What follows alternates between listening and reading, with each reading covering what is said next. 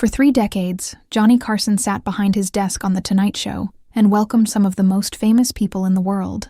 Audiences saw him laughing, joking, and sharing warm moments with Hollywood legends, powerful musicians, and charismatic personalities. To viewers, it looked like everyone who sat beside him was his friend. They believed Carson enjoyed their company, admired them, and was honored to have them on his show. But when the cameras stopped recording and the studio lights dimmed, a very different story unfolded.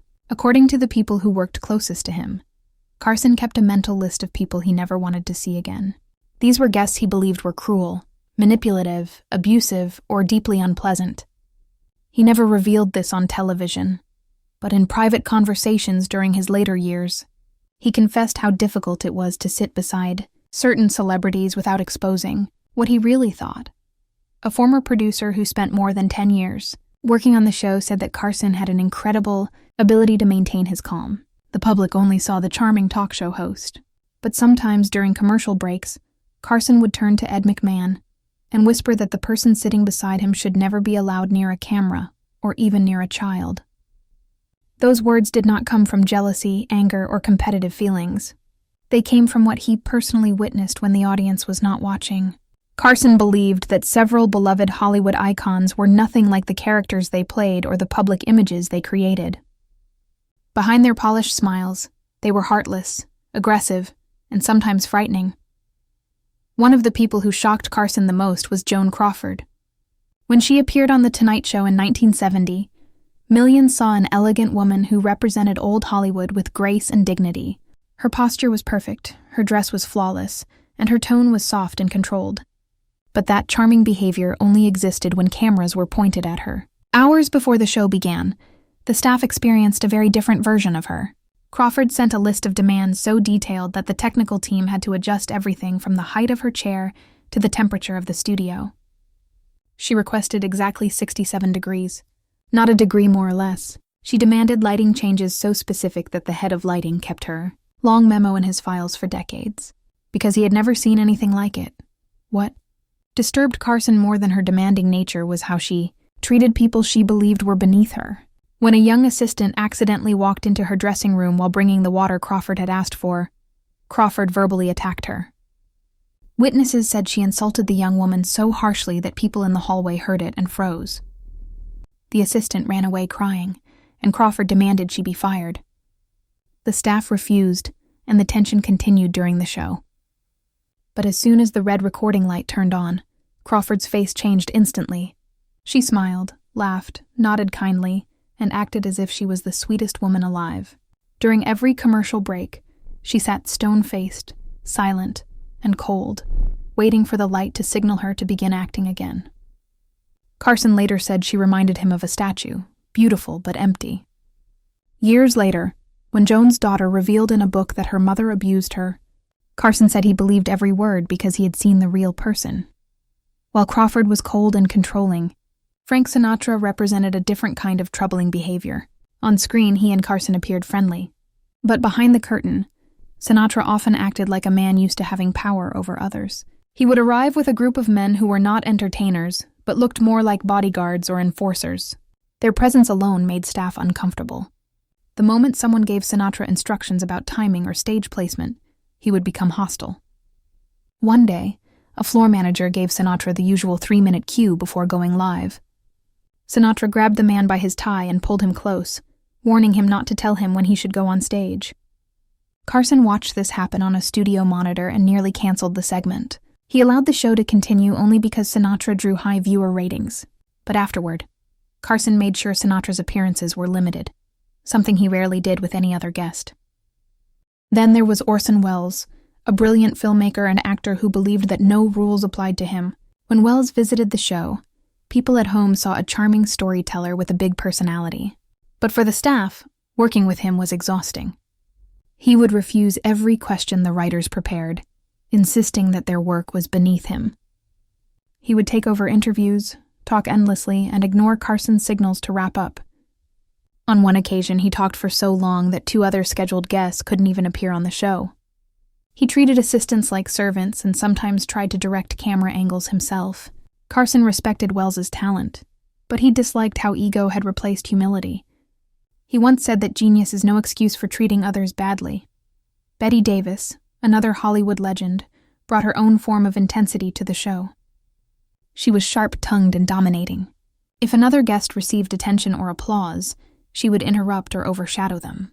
She drank heavily backstage, and when the alcohol took effect, her comments became even more biting. Carson usually avoided direct confrontation, but when Davis insulted a cue card assistant and spoke to her in a demeaning way, Carson stepped in and calmly but firmly told Davis that everyone on his show was to be treated with respect. For a moment, Davis was stunned, but Carson maintained his stance. Then, there was Mickey Rooney, once one of the biggest stars in Hollywood. By the time he appeared on The Tonight Show as an older man, he had developed a reputation for inappropriate behavior, especially toward young women. Staff members warned one another when he was scheduled to visit. Some female assistants asked not to work near him. Carson found this behavior unacceptable. During one appearance, Rooney seemed intoxicated and began telling a story that gradually turned inappropriate. Carson had to interrupt him to keep the broadcast suitable for viewers. After that episode, he confessed privately that Rooney's lack of boundaries made him extremely uncomfortable. Each of these guests reminded Carson that fame can hide the truth about a person. The public sees talent, beauty, charm, or humor. But behind the scenes, there can be arrogance, cruelty, addiction, or deep emotional emptiness. Carson, who valued professionalism, humility, and respect, could not understand how some stars treated others with such disregard. As the years went by, Carson became more open about what he had experienced. He never embarrassed these people publicly, but in private conversations near the end of his life, he shared what he had seen with close friends. These memories weighed on him, not because he wanted revenge or attention, but because he had spent decades smiling beside people he believed were harming others. The world celebrated them as icons, while Carson silently watched how they behaved when they thought no one was watching.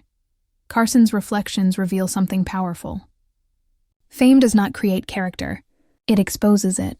Some rise to the occasion with kindness. Others use fame as a mask, hiding their darkest traits behind admiration and applause. Carson spent his career showing the world laughter, charm, and entertainment. But his private memories remind us that not every star shines from the inside. Some are bright on the screen and hollow in real life. Johnny was not someone who expected perfection or demanded that every guest act a certain way, but he believed strongly in basic respect and professionalism. A director who had worked with him for many years once said that Johnny was open-minded, humorous, and patient, but there were certain lines he did not tolerate being crossed. One of the guests who regularly crossed those lines was Mickey Rooney. Rooney had a long Hollywood career and was known for his big personality, but behind the scenes he created uncomfortable situations. The director remembered how Rooney acted as if his behavior was harmless, when others clearly felt uneasy. He often flirted, made comments that were inappropriate, and didn't seem to realize or care when people felt uncomfortable.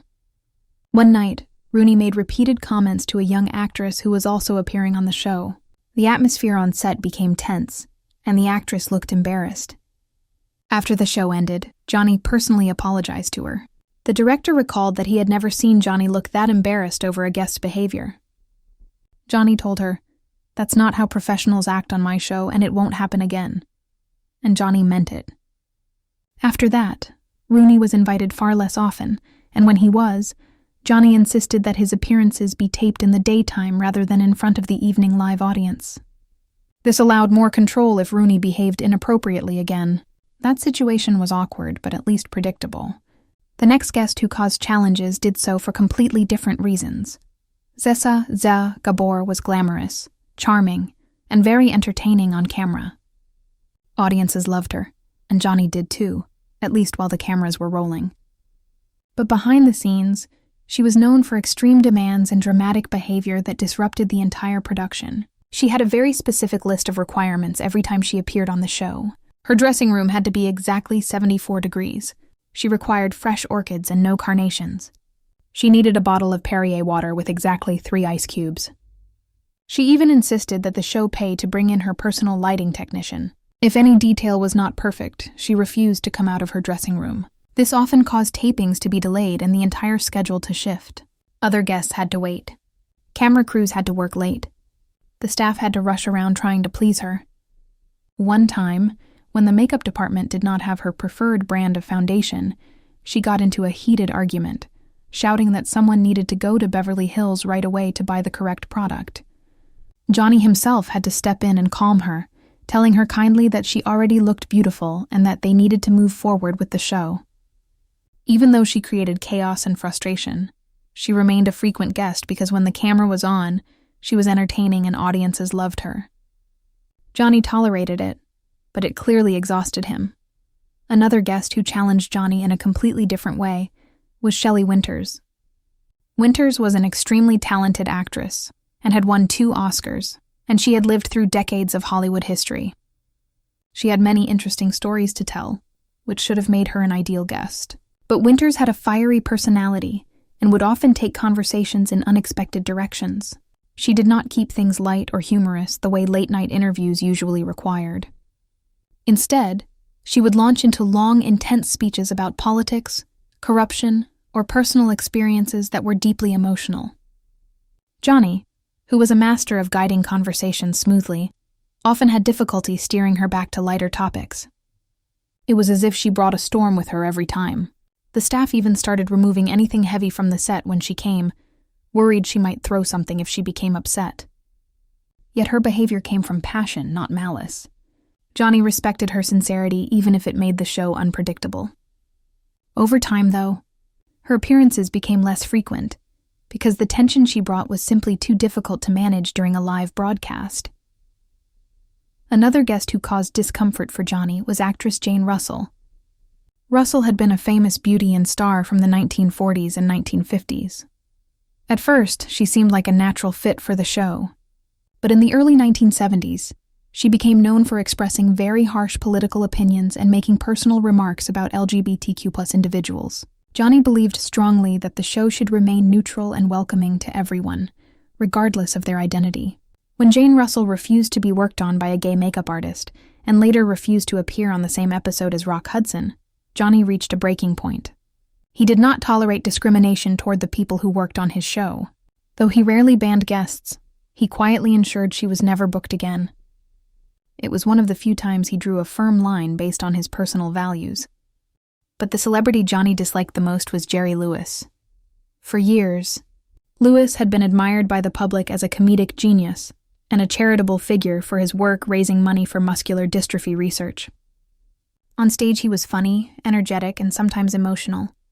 But according to many people who worked behind the scenes, his kindness on camera did not match his behavior off camera. Lewis often treated crew members as if they were beneath him. He refused to learn people's names and dismissed them rudely. During one appearance, he even adjusted Johnny's tie without permission, something everyone knew was a boundary Johnny didn't want crossed. One of the most shocking moments occurred when Lewis screamed at a camera operator for coughing quietly, demanding he be removed from the studio. The camera operator simply had allergies, but Lewis treated it as a personal insult. Johnny found it difficult to respect someone who publicly claimed to care so much about helping vulnerable children, but privately treated everyday workers with cruelty. After one particularly bad appearance, Johnny said, "Never again," and Lewis was never invited back. These stories reveal something deeper about Johnny Carson and the Hollywood world he worked in. Johnny was not someone who went around criticizing others. He wanted to get along with everyone and make the show enjoyable, but his position gave him a unique understanding of people. Every major star of several decades sat on his stage, and he saw how they acted when the camera was on and when it was off. What mattered most to him was not how famous someone was or how talented they were, but how they treated the people around them, especially those who had less power. He believed that true character was shown in small moments, in how someone behaved when they didn't think it mattered. Over time, many of the behaviors Johnny quietly disliked became widely known through books, interviews, and stories from others in the industry. In many cases, the public eventually learned the same truths Johnny had already observed. But during his time, Hollywood was a place where studios protected big stars, even when their actions were harmful. There were no cell phone cameras, no viral videos, and no social media to expose the reality behind closed doors. A person could behave terribly in private and still be adored in public because the industry worked hard to maintain their image. Johnny, however, sat in a position where he saw the real versions of people. He saw the sincere ones, the troubled ones, the arrogant ones, and the ones who cared only about how they appeared. In the end, Johnny's quiet judgments were not about gossip or personal grudges. They showed what he valued: kindness, respect, professionalism, and authenticity.